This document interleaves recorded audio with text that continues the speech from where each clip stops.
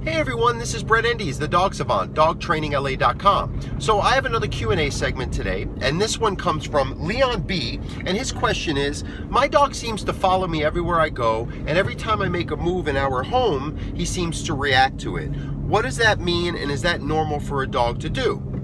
Well, it's normal for dogs that I see to do, because that's the root cause of why the majority of dogs have problem behaviors, is that they are tracking the human condition way too strongly, over anticipating the life and interactions we have with them, and then they feel, this undertone of having to be too alert and too in control and over assessing things that are just beyond their wheelhouse of understanding. And that's again what I've learned, that if you address this, a lot of your other issues that are actual problems that inconvenience us as humans tend to go away, or at least the dog is willing to engage the life lessons you are teaching them.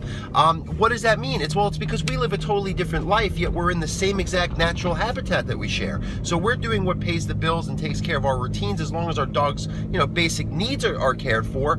It's like we don't have to monitor their every move, because it would really it would cause anxiety for us. And that's what happens with these dogs, is they're just watching our patterns and catching on to the next thing, and they feel that, well, if I'm planning it and then it happens, I guess my thoughts are making the human condition move forward, and then we wonder why the dogs are claiming ownership of our house. I call it friendly dominance, because most dogs that are dominant are not doing anything physically domineering to you, or not trying to cause harm or acting aggressive. They're just too on the case, and it's again flying under the radar, because deep down they know another dog would be aware of it. Another dog would see this too agenda-minded type of lifestyle that so many dogs take. And why do I speak about this so matter-of-factly? I've done this for 23 years. I've trained over 15,000 dogs, all problem behavior cases, and they all have this as their root issue. They are just too driven, too aware of everything, and we need to create calm structure in this home environment as a foundation. Either if it's a puppy that's wired this way, or your dog has developed habits and now they're an adult dog,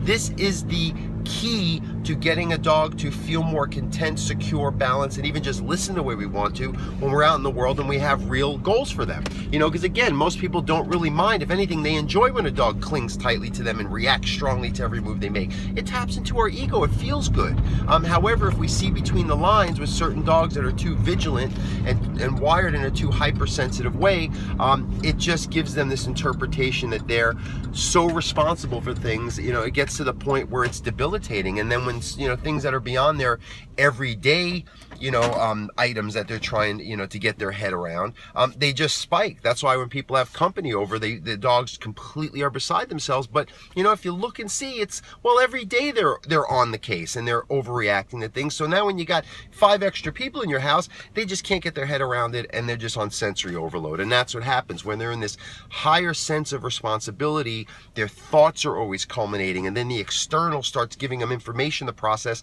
and they're just reacting to this feeling. And I always say it's like shaking a soda bottle. It is just a discontented disorganization of their sensory system, that we have to create this more balance in the motive, tranquil, meditative state throughout the course of our days, at least when we're creating this new lifestyle. If we have goals for our dogs to rehabilitate, be happier, listen, and not have these issues that so many people experience. So that there, Leon, is why your dog is having these issues. And I find that if you address this right away, most of your problems start dissipating, which is the nice thing. So we have to cover one area before the other stuff even starts working out. Otherwise, the dogs are feeling that we're kind of skipping these steps, and they're very keen. They see everything that's going on. They're very aware creatures. So they know whether or not you're fitting the bill in your daily operations, to see if they're going to want to listen to you when you're out at the park and they want to react aggressively to another dog, or run after a squirrel and say, yeah, your commands aren't really my lifeblood. So now when you want it to happen, probably not going to be what makes most sense for me to do. On the other hand, it works for our benefit if we establish this. Hope that makes sense. Love to paint a picture, because this is it. This is the key, and this is where I find so many dog trainers and behavior specialists focus on just the isolated problem, instead of seeing the big picture and the whole relationship as being the primary contributor to why dogs have these issues in our everyday shared experiences.